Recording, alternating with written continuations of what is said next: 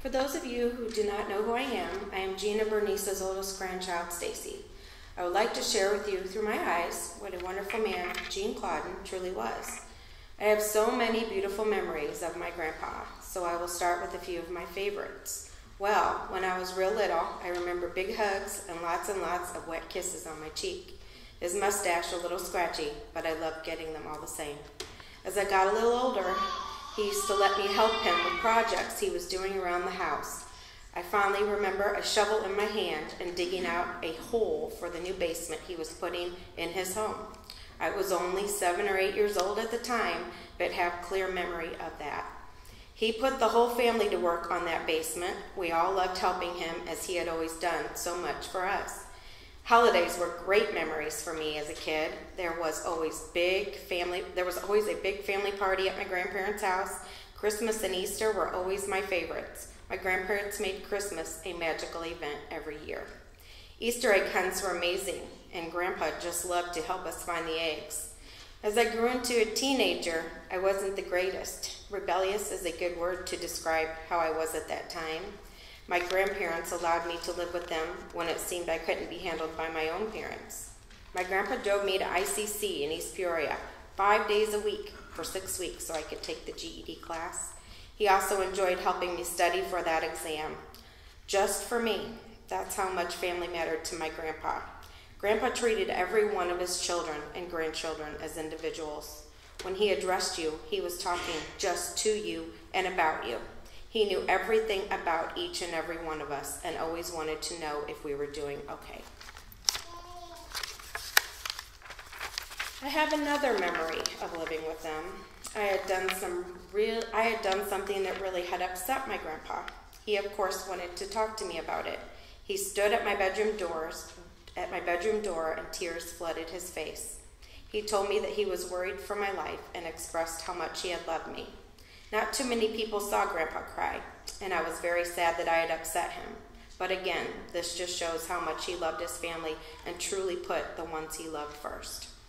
Grandpa used to love to tell stories of his childhood and of his family growing up.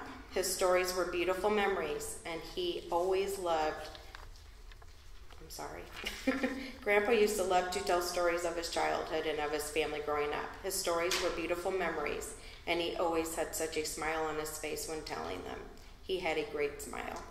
As I became an adult, I had an even stronger connection with my grandfather.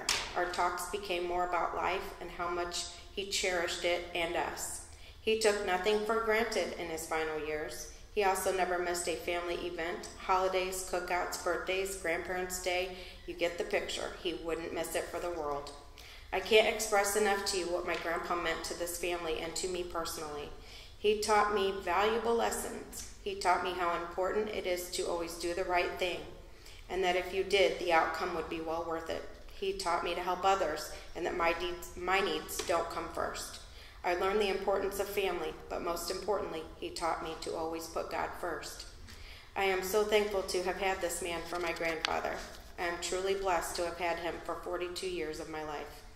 I would also like to tell you about a love story that I was able to witness between my grandparents. My grandfather truly treated my grandmother like his little princess. He treasured her. The way he would look at her when she wasn't even looking, there was no doubt he was a man in love. He enjoyed cooking for her and taking care of her when she got sick and even when she wasn't. He loved telling stories about the two of them from back in the day. He enjoyed those memories and never forgot any of them. The love that shines through each and every one of their children and grandchildren is a true testament to their love. We have all turned out pretty well, and Grandpa was so very proud of all of us. So I hope you can all see why he will be so greatly missed by us all. My grandpa had mentioned to my grandmother that at his funeral, he would like his favorite childhood song to be sang. For those of you who know me, don't worry, I'm not going to sing it. I am, however, going to read it. It is called The Green Cathedral. Here it is.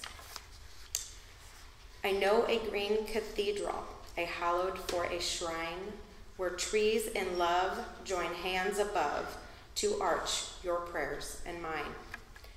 Within its cool depths sacred, the priestly cedar sighs, and the fir and pine lift arms divine unto the clear blue skies. In my dear green cathedral, there is a quiet seat and choir loft and branches croft, where songs of birds hymn sweet. And I like to think at evening, when the stars its arches light, that my Lord and God treads its hallowed sod in the cool, calm peace of night. Grandpa was in awe of nature. He saw the beauty in all that God had created. My mother just told me the other day that he had recently pointed out to her how amazing the different shades of green were on all of the trees. He didn't miss a thing. So when I read this song, it was at no surprise that it was his favorite. At Christmas this year, I read my favorite quote. My grandpa really seemed to like it. I had a feeling he would, because it was how he lived his life. This is the quote. People are often unreasonable and self-centered. Forgive them anyway. If you are honest, people may cheat you. Be honest anyway. The good you do today may be forgotten tomorrow.